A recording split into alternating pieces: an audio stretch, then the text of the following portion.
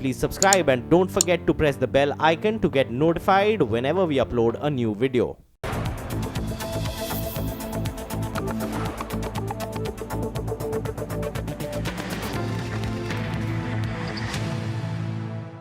नमस्कार, बहुत स्वागत है आपका प्रॉपर्टी गुरु में। आपके साथ मैं हूं विपिन भट्ट। तो लेकर आज हाजिर हैं आपके लिए प्रॉपर्टी गुरु का एक ताज़ा तरीन एपिसोड। देश के कुछ हिस्सों में बारिश की शुरुआत हो चुकी है, कुछ हिस्से अभी भी सूखे हैं, लेकिन प्रॉपर्टी बाजार में इस वक्त किस तरह की बारिश हो रही है, कैसा मौसम है, ये सारी बातचीत हम करेंगे। और आज ये सारी बातचीत करने के लिए, आपके सवालों का जवाब देने के लिए हमारे साथ मौजूद है लाइसेंस फॉर आस्क के नेशनल हेड और डायरेक्टर आकाश बंसल साहब। आकाश, बहुत स्वागत है आपका। और आकाश हमारे साथ दिल्ली से जुड़ रहे हैं और हम बात कर रहे हैं मुंबई से, जहां हो रही है जोरदार बारिश। आकाश, दिल्ली का क्या हाल है अभी? दिल्ली में बहुत गर्मी है जी, एंड आई होप कि रियल एस्टेट में भी ऐसी गर्मी बनी रहे, एंड टेम्परेचर बढ़ता ही जा रहा है। देखते हैं बम्बई वाली बारिश दिल्ली तक कब तक आती है। राइट, और हम उम्मीद करेंगे दर्शकों की तरफ से, ग्राहकों की तरफ से कि डिस्काउंट्स की बारिश हो और अच्छे भाव पर घर मिले। वेल, चलिए स्टार्ट करते हैं। हमारे पहले कॉलर नवीन कुमार साहब भी हमारे साथ जुड़ गए हैं, फोन लाइन पर हैं। नवीन जी, आपका भी बहुत स्वागत है प्रॉपर्टी गुरु में। क्या होगा आपका सवाल? नवीन जी, आपको मेरी आवाज आ रही है? यस सर जी, बताएं क्या होगा आपका सवाल? नमस्कार सर। नमस्कार। एंड मेरा सवाल ये है कि मेरी भिवाड़ी में, राजस्थान में प्रॉपर्टी है टेरा एलिगेंस में, 2 BHK, और ये मैंने खरीदी है रीसेल में अराउंड 30 lakhs में। ठीक है। एंड इन 2013, और current prices there are around 21 lakhs। Okay. So my question is, shall I continue with this property और shall I sell it and move out of? तो आपने कहा कि आपने सेकंड सेल में 30 लाख में खरीदी थी और अभी प्राइस हो गया है 21 lakhs, तो ये थोड़ा ठीक नहीं है। क्या करना चाहिए ऐसे में आपको? क्या आपका भाव कभी वापस आएगा, तब तक आपको रुकना चाहिए या फिर बेच के निकलना चाहिए? भिवाड़ी का मार्केट भी थोड़ा समझ लेंगे। आकाश जी, क्या राय होगी नवीन जी के लिए? देखिए, अगर हम भिवाड़ी मार्केट की बात करते हैं तो भिवाड़ी मार्केट 2013 जब इन्होंने प्रॉपर्टी खरीदी है उसके बाद से काफ़ी स्लो चल रही है। अगर हम प्राइसिंग की बात करें तो प्राइसिंग एप्रिशिएट तो हुए ही नहीं है। उसका कारण ये है कि मंथ ऑन मंथ इन्वेंट्री बढ़ती जा रही है। अगर आज की डेट की भी हम बात करें तो अनसोल्ड इन्वेंट्री तकरीबन 8,500 यूनिट्स की भिवाड़ी मार्केट के अंदर है। तो प्राइसिंग के हिसाब से मुझे नहीं लगता कि प्राइसिंग बहुत ज़्यादा यहाँ पे बढ़ने वाली है।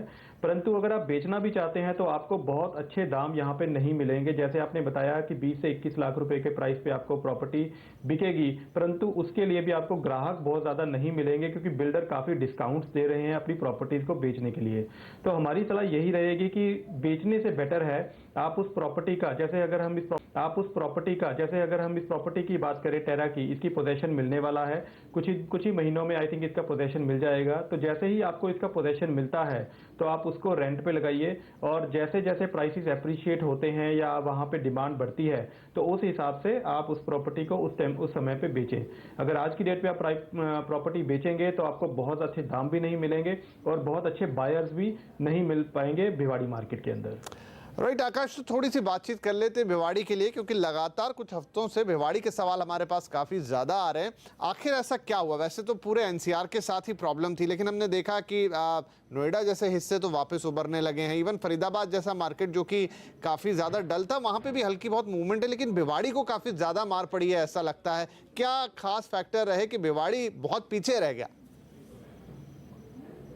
देखिए, मेन फैक्टर था कि जब भिवाड़ी एप्रिशिएट होना शुरू हुआ है, जब बिल्डर्स ने अपने प्रोजेक्ट भिवाड़ी के अंदर लॉन्च किए, उस टाइम पे काफ़ी इंफ्रास्ट्रक्चर ग्रोथ और इंडस्ट्रियल ग्रोथ की एक्सपेक्टेशंस थी भिवाड़ी के आसपास में।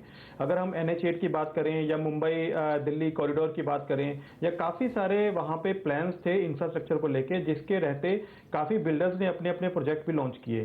परंतु प्रॉब्लम ये आ गई कि वो इंफ्रास्ट्रक्चर प्लान्स काफ़ी डिले हो गए, कई रोड्स अभी बनी नहीं है। तो उस वजह से भिवाड़ी का मार्केट एक ऐसा मार्केट है जो सबसे ज़्यादा पिटा, क्योंकि वो डायरेक्ट NH8 पर भी नहीं है।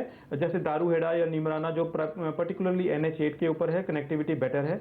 और भिवाड़ी मार्केट में इंफ्रास्ट्रक्चर ना आने की वजह से industrial activities, largely industrial activities के ऊपर बैंक करता है भिवाड़ी मार्केट। तो इंडस्ट्रियल एक्टिविटी भी ज़्यादा ग्रोथ ना होने के कारण भिवाड़ी मार्केट को सबसे ज़्यादा मार पड़ी है।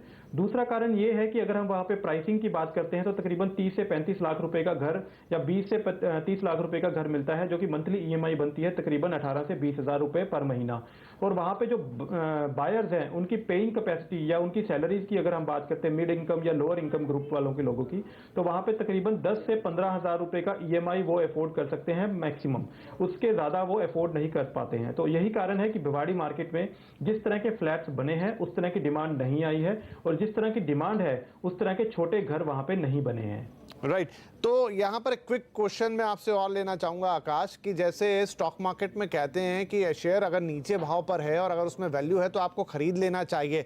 क्या भिवाड़ी के लिए हम ये सोच सकते हैं कि आज आपके पास अच्छा मौका है, आप खरीद लें, आगे चल के जब यहाँ के इंफ्रास्ट्रक्चर एक्टिविटी या तमाम जिन फैक्टर्स की हम बात कर रहे हैं, जब वो वक्त के साथ सुधरेंगे तो अच्छा अप्रिसिएशन मिलेगा? क्या भिवाड़ी के लिए ऐसा सोचा जा सकता है या फिर दूर रहना ही ठीक है? देखिए, सोचने का फायदा तो तब है अगर आपके पास अनसोल्ड इन्वेंट्री लिमिटेड हो, बिल्डर्स के पास इन्वेंट्री अवेलेबल कम हो परंतु प्राइसेस कम हो। परंतु अगर हम आज की डेट की बात करते हैं तो प्राइसेस कम है, no doubt about it, but अगर इन अनसोल्ड इन्वेंट्री की भी बात करें, जैसे मैंने बताया 8,500 यूनिट्स की अनसोल्ड इन्वेंट्रीज बिल्डर्स के पास पड़ी है, और जो बिल्डर्स का सामान बिका हुआ है वो भी रीसेल मार्केट में काफी अवेलेबल है। तो मुझे नहीं लगता कि आने वाले 2 ढाई या 3 साल के अंदर मार्केट वहां पे उठने की बहुत ज्यादा संभावना है। परंतु रीसेल मार्केट में काफी सामान वहां पे मार्केट में आएगा, तो मेरे हिसाब से वहां से थोड़ा सा अभी 2-3 साल तक दूर रहने में ही भलाई है। राइट जी, तो भिवाड़ी के लिए फाइनली यही राय है, क्योंकि कई सारे सवाल हमारे पास लगातार भिवाड़ी के लिए आ रहे हैं। तो अब जो लोग वहां पर हैं, जो ऑलरेडी ले चुके हैं, उनके लिए यही है कि अब आप अपनी कैपेसिटी के हिसाब से देखें, चाहे तो निकल जाएं। लेकिन जो लोग सोच रहे थे, हालांकि प्राइसेस काफ़ी नीचे हैं लेकिन फिर भी आपको उनका फ़ायदा मिलने में बहुत ज़्यादा वक्त लगेगा, तो 2-3 साल के लिए इस मार्केट से दूर रहें तो बेटर है। चलिए, अगला सवाल है संजीव कृष्णन साहब का मुंबई से। संजीव जी, बहुत स्वागत है आपका प्रॉपर्टी गुरु में। क्या पूछना चाहेंगे आप? हेलो, मेरा सवाल ये है, मैंने पालघर में 2013 में 1 BHK लिया था अराउंड 17 lakhs का total. Now current valuation is coming around 20 lakhs। Okay, और वहाँ पे रेंटल इनकम भी कुछ भी नहीं है वहाँ पे इतना, फ्लैट सब्जी से। तो मुझे वो एग्जिट करना चाहिए या फिर उसको पालघर में रखना चाहिए कंटिन्यूशन? राइट तो जो किस्सा हम बात कर रहे थे भिवाड़ी के लिए दिल्ली के अंदर, वही किस्सा बहुत हद तक नजर आ रहा है पालघर में। मुंबई के अंदर बस इतना है कि यहाँ पर जो खरीदारी का प्राइस है उससे थोड़ा सा ऊपर भाव जरूर चला गया है। दिल्ली में हालत दूसरी थी। आकाश, क्या कहेंगे, क्या यहाँ पर भी अभी वैल्यू क्रिएट होने में वक्त लगेगा? चीजें अभी भी यहाँ बहुत स्लो है, सप्लाई और तमाम तरह के दूसरे इश्यूज यहाँ पर भी हैं। देखिए, अगर हम पर्टिकुलर इस प्रोजेक्ट की बात करते हैं तो ये एक तरह से अफोर्डेबल या मिड इनकम सेगमेंट के प्रोजेक्ट आते हैं। इसमें अगर हम इस पर्टिकुलर प्रोजेक्ट की भी देखें तो आई थिंक इसके 1 या 2 फेजेस अभी आने बाकी हैं। तो अगर हम इन्वेंट्री की बात करें तो इस पर्टिकुलर प्रोजेक्ट के अंदर ही अभी इन्वेंट्री आने की उम्मीद है। तो इसका क्या फायदा, इसका नुकसान क्या होता है कि आपके प्राइसेस एप्रिशिएट बहुत ज़्यादा नहीं होते हैं। तो जब तक आपके 2 फेज और आएंगे और उसके बाद में उसकी पोजीशन आएगी, तब तक आप वहाँ पे प्राइस एप्रिसिएशन एक्सपेक्ट नहीं कर सकते हैं। अगर हम अफोर्डेबल या मिड सेगमेंट की बात करें तो ये लार्जली एंड यूजर प्रोजेक्ट होते हैं, तो वहाँ पे बहुत ज़्यादा एप्रिसिएशन भी आप एक्सपेक्ट नहीं कर सकते हैं। तो अगर आपको 3 से 4 लाख का फायदा हो रहा है तो आई थिंक आपको यहाँ से एग्जिट कर लेना चाहिए, क्योंकि बहुत ज़्यादा प्राइस एप्रिसिएशन आने वाले 2 से 3 साल के अंदर पालघर में और पर्टिकुलरली इस प्रोजेक्ट के अंदर आप एक्सपेक्ट नहीं कर सकते हैं। राइट तो संजीव, आपके लिए यही सलाह है। और ढेर सारी बात हमने की अभी भिवाड़ी के बारे में, कुछ वैसा ही मामला पालघर के लिए पर्टिकुलर इस प्रोजेक्ट की भी बात करें। सप्लाई काफ़ी ज़्यादा है, आपने कहा किराया भी अच्छा नहीं आ रहा है क्योंकि वहाँ पर भी पूरा इंडस्ट्रियल सेटअप है। उस हिसाब से एक हद के आगे आपको किराया नहीं मिलेगा, और एप्रिसिएशन आपने खुद देखा है कि कुछ खास आपको मिला नहीं है 4-5 सालों में। बस इतना आप शुक्र मनाइए कि आपके जो कॉस्ट प्राइस था उससे थोड़ा बहुत भाव आपके ऊपर है, आगे कुछ खास दिख नहीं रहा है। तो आप चाहें तो जितना भी आपको प्रॉफिट हो रहा है, जो मार्जिन है, वो लेकर आप निकल सकते हैं। चलिए, वक्त है एक ईमेल ले लेते हैं। ये है प्रदीप रायकर साहब का और नवी मुंबई से है। आप पूछना चाहते हैं कि 6 लाख में कमोठे में 1 RK फ्लैट 2007 में लिया था, अब भाव 28 से 30 लाख हो गया है, क्या इसे बेचकर 1 BHK लेना सही होगा? अच्छे प्रॉपर्टी के ऑप्शंस आप चाहते हैं, यहाँ देखिए कुछ फायदा हुआ है। कमोठे में आपने 6 लाख लगाए थे और अब हो गए हैं, 2007 में लगाए थे इनफैक्ट, लेकिन 10 साल में भी वो 28 से 30 लाख की वैल्यू क्रिएट कर गए हैं। तो क्या इससे निकल जाना बेहतर होगा या इसे बेच के 1 BHK ले लें, और अगर हाँ ये ऐसा कर सकते हैं तो कुछ अच्छे ऑप्शंस चाहते हैं आकाश जी? देखिए, अच्छा प्राइस है। कमोठे की अगर बात करते हैं तकरीबन 6,800 से लेके 7,000 रुपये पर स्क्वायर फीट का वेटेड एवरेज प्राइस इस माइक्रो मार्केट के अंदर चल रहा है। कमोठे मार्केट में इस पर्टिकुलर प्रोजेक्ट में इन्होंने फ़ायदा अच्छा कमाया है, परंतु प्रॉब्लम ये है कि अगर आप इस प्रोजेक्ट को आज की डेट में बेचते हैं तो आपके पास ऑप्शंस क्या हैं। कमोठे मार्केट में आप इस पर्टिकुलर प्रोजेक्ट को, बिकॉज इसका यूनिट साइज भी छोटा है, अगर आप कोई बड़ा प्रोजेक्ट या दूसरा प्रोजेक्ट देखते हैं तो आपके बजट के अंदर या इस प्राइस के अंदर आपको नहीं मिलेगा। तो हमारी सलाह यही रहेगी कि आप इस प्रोजेक्ट के अंदर बने रहें, आप इसमें किराए पे इस पर्टिकुलर प्रोजेक्ट को दीजिए ताकि 6,500-7 हज़ार रुपये का मंथली आपको किराया इसके अंदर आ सके। जैसे आपकी इन्वेस्टमेंट काफ़ी लिमिट कम है, इसमें 5-6 लाख रुपए की इन्वेस्टमेंट है, और आज की डेट में 18 से 20 लाख या 25 लाख के करीब का आपका प्राइस इस पर्टिकुलर प्रोजेक्ट के अंदर है। तो सलाह यही रहेगी कि आप इस प्रोजेक्ट में बने रहें, रेंटल इनकम पे रेंटल पे अपना अपार्टमेंट दीजिए, रेंटल इनकम कमाइए, और जब भाव अच्छे आ जाते हैं, जब भाव और ऊपर बढ़ते हैं या आपके खुद रहने का स्कोप बनता है या आपको कोई और अच्छा प्रोजेक्ट इस विसिनिटी में मिलता है इस पर्टिकुलर प्राइस रेंज के अंदर, तो उस टाइम पे आप इसको एग्जिट कीजिए। राइट प्रदीप जी, तो आपके लिए साफ, स्पष्ट और बिल्कुल क्लियर सलाह है कि आपको इस प्रोजेक्ट में बने रहना है। अच्छा मुनाफा आपने अब तक इसमें कमाया, लेकिन जो दूसरा ऑप्शन आप देख रहे हैं शायद वो फिलहाल इसे बेचकर भी आपकी जद में नहीं आएंगे, तो बेहतर है इस प्रोजेक्ट में बने रहिए, थोड़ा और अप्रिशिएट होने दीजिए। तब तक के लिए चाहे तो रेंटल पे दें, चाहे आप रखें, खुद भी रह सकते हैं, लेकिन फिलहाल आप इसमें बने रहें तो ये आपके लिए एक बेहतर ऑप्शन रहेगा। चलिए, इसी के साथ वक्त हो गया एक छोटे से ब्रेक का। ब्रेक के बाद कुछ और सवाल और आकाश जी से लेंगे उनके जवाब।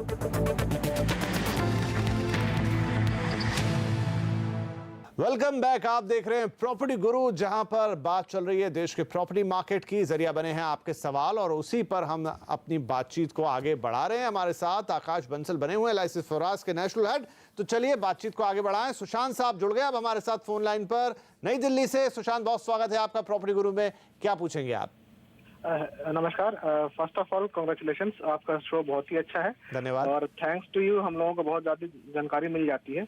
तो मेरा क्वेश्चन ये है, मैं अभी गुड़गांव में काम कर रहा हूँ, I am doctor by profession. So मेरा फ्यूचर है, I am planning to settle down in Gurgaon. तो मैंने पिछले लगभग 2-3 महीने से प्रोजेक्ट्स देखना स्टार्ट किया है। फाइनली 2-3 प्रोजेक्ट्स मैंने शॉर्टलिस्ट किए हैं।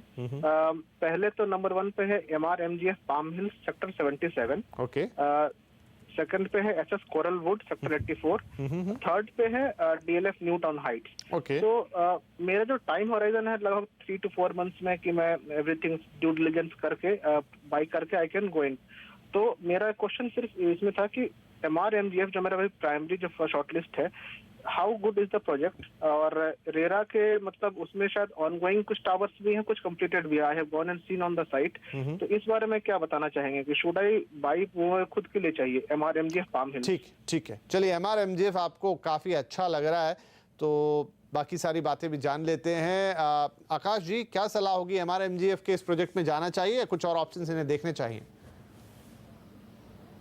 देखिए, MRMGF नो डाउट एक अच्छा प्रोजेक्ट है, लोकेशन अच्छी है, एंड मोर ओवर अभी MR के प्रोजेक्ट के अंदर काफ़ी अच्छी डेवलपमेंट देखने को मिल रही है। MR वाले अपने टीम को अच्छी डेवलप टीम बना रहे हैं और अपने जो रुके हुए प्रोजेक्ट्स हैं, जो पहले MRMGF के नाम के जो प्रोजेक्ट्स से रुके हुए थे, उनमें अब काफ़ी हद तक डेवलपमेंट देखने को मिल रही है। तो अगर आपका MR में अपने बजट में आपका प्रोजेक्ट आता है तो I think MR is a good choice. परंतु जो आपने लोकेशंस बताई, MRMGF का जो प्रोजेक्ट आता है वो सेक्टर 77 में है, DLF न्यू टाउन आता है वो न्यू गुड़गांव के अंदर आता है, और SS कोरल वुड जो आपने बताया वो भी आपके न्यू गुड़गांव में आता है। तो अगर हम लोकेशंस की बात करते हैं तो लोकेशंस न्यू गुड़गांव में आपको काफ़ी सप्लाई देखने को मिलेगी, परंतु वहाँ पे काफ़ी अच्छे प्रोजेक्ट्स हैं। एंड जैसे DLF न्यू टाउन एक अच्छा एक इनहेबिटेड प्रोजेक्ट है, रेडी टू मूव इन है। अगर आपको ready to move in project की तलाश है तो आप उसमें निवेश कर सकते हैं। और अगर आप थोड़ा सा टाइम होराइजन को लेके चलते हैं तो MRMGF एक अच्छा प्रोजेक्ट निकल के आ सकता है। अगर आप न्यू गुड़गांव में ही देखें तो आप 2-3 और ऑप्शंस को एक्सप्लोर कर सकते हैं। जैसे एक प्रोजेक्ट है आपका स्पेस प्रीवी, जो तकरीबन 3 BHK की अगर हम बात करते हैं तो तकरीबन 1700 स्क्वायर फीट का 3 BHK आपको 4400 रुपये पर स्क्वायर फीट के हिसाब से यहाँ पे मिल जाएगा। दूसरा प्रोजेक्ट है, जैसे आपने खुद शॉर्टलिस्ट किया, ओरिस एस्टर कोर्ट, जो तकरीबन सेक्टर 85 के अंदर लोकेटेड है। 1587 स्क्वायर फीट का मिनिमम आपको अपार्टमेंट यहाँ पे 3 BHK मिलेगा, जो कि तकरीबन 66 से 68 लाख रुपए ऑल इंक्लूसिव के अंदर मिल जाएगा। तीसरा प्रोजेक्ट जो आपने शॉर्टलिस्ट किया एसएस कोरलवुड, इसका तकरीबन साइज थोड़ा बड़ा है, 1750 स्क्वायर फीट का साइज है, 3 BHK है और तकरीबन 4560 रुपए या 4600 रुपए पर स्क्वायर फीट के हिसाब से यहाँ पे मिल जाएगा। तो इन तीनों प्रोजेक्ट्स में जो न्यू गुड़गांव में है तकरीबन स्पेस प्राइवी आपको सबसे बेस्ट सूट करता है प्राइसिंग के हिसाब से। और अगर आप MRMGF का प्रोजेक्ट एक्सप्लोर करना चाहते हैं, वो आपको लोकेशन अच्छी लगती है या वो प्राइस रेंज आपकी बजट में आता है, तो आप MRMGF को चूज कीजिए। राइट तो यहाँ पर संदीप माफ कीजिए सुशांत, आपके लिए सारे ऑप्शन खुले हुए हैं। अब ये है कि आपको चूज करना है, क्या प्लस माइनस है ये बता दिया आकाश जी ने आपको, किस प्रोजेक्ट में आपको कहाँ प्राइस का एडवांटेज है, कहाँ लोकेशन का एडवांटेज है और फिर आपकी अपनी पसंद भी है। तो आपके लिए सारे ऑप्शंस ऑन है, किसी में कोई प्रॉब्लम नहीं है। ये है कि आपको जो बेहतर लग रहा है और आपकी जहाँ सहूलियत है सभी तरीके से उसमें आप जा सकते हैं। तो ऑल द बेस्ट है आपके लिए। चलिए सुशांत के लिए हो गई ये सलाह और अब एक ईमेल हमारे पास है कविराज साहब का, जमशेदपुर से। आप लिखते हैं 35 लाख रुपए में कोलकाता में एक रिहायशी प्रॉपर्टी आपको लेनी है। श्रीरामपुर में उन्होंने निवेश करना है, 15 साल के बाद रहने का इरादा रखते हैं, तब तक अच्छा कैपिटल एप्रिसिएशन हो जाए और रेंटल रिटर्न भी मिल जाए ये उम्मीद कर रहे हैं। तो यहाँ पर आकाश जी कलकत्ता का जो मार्केट है, इनफैक्ट कोलकाता का जो मार्केट है वो भी एक अलग तरीके का ही मार्केट है अपने आप में। तो कैपिटल एप्रिसिएशन की जो बात करें या रेंटल रिटर्न की तो बहुत ऊपर नहीं जाता कभी। वहाँ पर जो प्रॉपर्टी ये देख रहे हैं वहाँ पे कैसा रहने वाला है? देखिए आपने सही बताया, जैसे एक कोलकाता मार्केट है उसमें बहुत ज़्यादा रेंटल एक्सपेक्टेशंस भी नहीं रखनी चाहिए और वहाँ पे प्राइस एप्रिसिएशंस भी थोड़ा सा लिमिटेड ही होता है। परंतु जो लोकेशन इन्होंने चुनी है श्रीरामपुर, वो एक तरीके से 25 किलोमीटर की दूरी पे है हावड़ा से। वहाँ पे अगर हम रियल एस्टेट डेवलपमेंट की भी बात करते हैं तो बहुत लिमिटेड इक्का दुक्का प्रोजेक्ट ही आपको वहाँ पे रियल एस्टेट के मिलेंगे। तो मेरी सलाह ये रहेगी कि आप श्रीरामपुर में निवेश ना कीजिए, क्योंकि आने वाले 10 से 15 साल में भी अगर आप देखते हैं तो वहाँ पे बहुत ज़्यादा रियल एस्टेट डेवलपमेंट की हम एक्सपेक्टेशंस नहीं रख सकते हैं। जो प्रोजेक्ट आज की डेट में 1 या 2 प्रोजेक्ट है जिस माइक्रो मार्केट के अंदर, वो आने वाले सालों में हम बहुत ज़्यादा डेवलपमेंट के हिसाब से या बहुत ज़्यादा प्राइस एप्रिसिएशन के हिसाब से नहीं देख सकते हैं। तो मेरी सलाह यही रहेगी कि आप अगर 30 से 35 लाख रुपए का आपका बजट है, तकरीबन आप हावड़ा के आसपास में निवेश कीजिए और एक रेप्यूटेड बिल्डर के साथ जाइए। जैसे शाहपुर जी पालन जी का एक जॉय विले प्रोजेक्ट आ रहा है वहाँ पे, जो तकरीबन 2019 से 2020 तक बनकर तैयार हो जाएगा। आप उसमें निवेश कीजिए, आपको वहाँ पे 2 BHK तकरीबन 35 लाख रुपए की रेंज में मिल जाएगा। बनने के बाद आपको वहाँ पे रेंटल की भी अच्छी उम्मीद है, क्योंकि वो एक डेवलप्ड या डेवलपिंग मार्केट है। वहाँ पे आसपास में कमर्शियल डेवलपमेंट भी है, जिसकी वजह से आपको रेंटल पे प्रॉपर्टी देने में भी ज़्यादा प्रॉब्लम नहीं आएगी और आपका प्राइस एप्रिशिएट भी अच्छा हो सकता है। राइट तो कविराज साहब आपके लिए 2 सलाह। पहला तो आप जहां देख रहे हैं श्रीरामपुर में वहां से निकलिए, क्योंकि वहां पर कुछ खास हो नहीं रहा है इस वक्त, तो आप एक तरीके से अपने पैसे फंसाएंगे। बाकी हावड़ा के आसपास जो प्रोजेक्ट की सलाह दे रहे हैं शाहपुर जी पालन जी, एक बेहतरीन कंपनी, प्रोजेक्ट भी अच्छा बनाएगी हम उम्मीद करते हैं। तो वहां पर अच्छे रेंटल इनकम के लिए भी आकाश कह रहे हैं कि संभावना बहुत अच्छी है। तो बेहतर है इसी बजट को आप ऐसी जगह इन्वेस्ट करें जहां पर आगे चल के आपके लिए लाइफस्टाइल भी बेहतर हो, क्योंकि आपने कहा कि आगे खुद भी रहने का इरादा रखते हैं और साथ में अच्छे रिटर्न्स और अच्छे रेंटल्स की भी आप उम्मीद लगा सकते हो। तो चलिए कविराज साहब के लिए हो गई ये सलाह और हमारे लिए वक्त हो गया एक और छोटे से ब्रेक का। ब्रेक के बाद कुछ और बातें।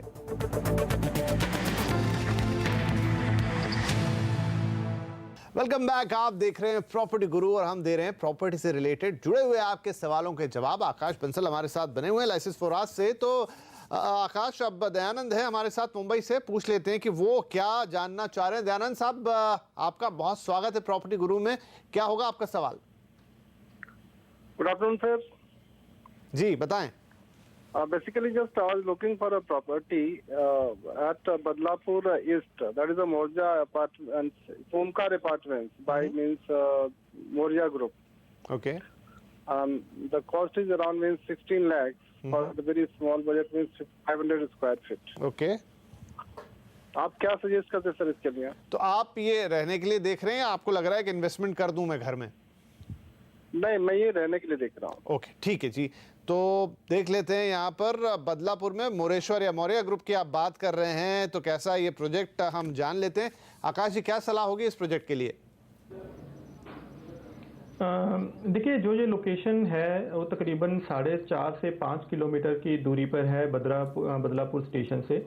तो परंतु अगर जैसे आपका बजट है 16, अगर आप अपने बजट को थोड़ा सा और एक्सटेंड कर सकते हैं जैसे 17 या 18 लाख की रेंज में, तो आपको और अच्छी ऑप्शंस मिल सकती हैं और अच्छे रेप्यूटेड या अच्छे बिल्डर्स के साथ आपको अच्छा प्रोजेक्ट मिल सकता है। जैसे कि एक पोदार एवरग्रीन है जो 17 से 18 लाख रुपए की रेंज में आपको 1 BHK मिल जाएगा और उसमें एमिनिटीज काफ़ी अच्छी हैं और लोकेशन काफ़ी अच्छी है और बिल्डर की बात करें तो वो भी अच्छे हैं। दूसरा प्रोजेक्ट है सिद्धि सिटी जो तकरीबन 16 लाख की रेंज में जो आपका प्रेफर्ड बजट है उसमें आपको एक अच्छा 1 BHK मिल जाएगा। तीसरा प्रोजेक्ट है पनवेलकर संकुल जो तकरीबन 18 लाख रुपए की रेंज में आपको 1 BHK मिल जाएगा। ये तीनों प्रोजेक्ट थोड़ी अच्छी लोकेशन पे है और बिल्डर्स की भी अगर बात करें या प्रोजेक्ट की भी बात करें तो कंपैरेटिवली थोड़ा सा बेटर है। आपने जो प्रोजेक्ट चुना है वो प्रोजेक्ट ठीक है, उसमें कोई प्रॉब्लम नहीं है, बट वो लोकेशन की अगर हम बात करते हैं तो तकरीबन 4.5 से 5 किलोमीटर की दूरी पे पड़ता है बदलापुर स्टेशन से और बदलापुर में ऑल ओवर अपनी इन्वेंट्री है, तो उस हिसाब से आपको एप्रिसिएशन हो सकता है प्रोजेक्ट के अंदर बहुत ज़्यादा ना मिले। तो मेरी सलाह यही रहेगी कि उसी बजट को थोड़ा सा एक्सटेंड करके अगर हम एक अच्छी लोकेशन पे और अच्छे बिल्डर पे या अच्छे प्रोजेक्ट में जाते हैं तो हमें ज़्यादा फायदा हो सकता है। राइट, तो दयानंद साहब थोड़ा सा आपको यहाँ पर अपना बजट बढ़ाना होगा और उसके फायदे ये होंगे कि आपको लोकेशन बेहतर मिलेगी, आपको डेवलपर बेहतर मिलेगा और अल्टीमेटली इन सारी चीज़ों का फायदा वो आपको होगा। तो अगर पॉसिबल है तो ज़रूर थोड़ा सा बजट बढ़ा लीजिए और अच्छे प्रोजेक्ट में और अच्छी लोकेशन में निवेश कीजिए, तब आपको रहने का भी मज़ा आएगा। तो चलिए, प्रॉपर्टी गुरु में इस हफ्ते के लिए वक्त हो रहा है यहीं ख़त्म। आकाश जी, जाने से पहले सबसे आपका शुक्रिया, आप आए और आपने हमारे दर्शकों के सवालों के जवाब दिए। और दर्शकों से हमेशा की तरह यही निवेदन कि आप pg@moneycontrol.com पर अपने सवाल भेजें, डिटेल लिख दें, फ़ोन नंबर लिख दें, बाकी हम पर छोड़ दें। हम कोशिश करेंगे कि आपके किसी भी तरह के सवाल का जो कि प्रॉपर्टी से जुड़ा है हम बेहतरीन से बेहतरीन जवाब दें, सलाह दें, ताकि आप ले पाएं एक सही और सटीक डिसीजन। तो चलिए, इस हफ्ते के लिए इतना ही, लेकिन अगले हफ्ते फिर मुलाकात होगी। तब तक के लिए नमस्कार।